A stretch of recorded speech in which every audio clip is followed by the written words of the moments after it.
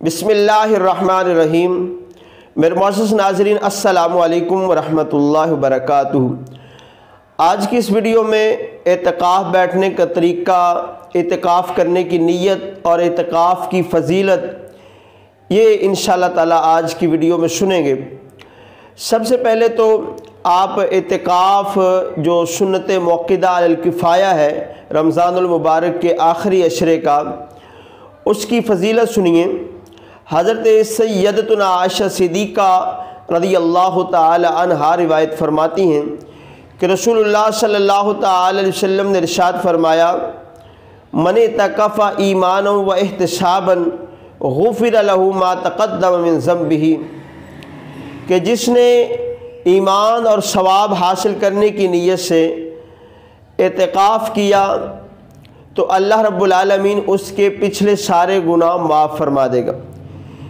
इसी तरह हज़रत मौला कायनात अलीउल मुर्तज़ा करमल्लाहु ताला वजहुल करीम से रिवायत है कि रसूलुल्लाह सल्लल्लाहु ताला अलैहि वसल्लम ने इरशाद फरमाया कि जिसने रमज़ान का एतिकाफ़ किया, यानी आखिरी अशरे का हज्जतैनी व उम्रतैनी, गोया कि उसने 2 हज और 2 उम्रे किए।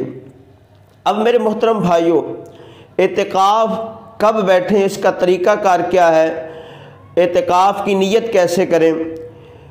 तो मेरे मोहतरम भाइयों, 20 रमज़ानुल मुबारक को आप गुरूब आफ्ताब से पहले मस्जिद में तशरीफ़ ले आएँ, और जो ख़वातीन एतिकाफ़ करना चाहती हैं तो वो घर में जो बैत मस्जिद है जहाँ पे बैठना है वहाँ पे चली जाएँ।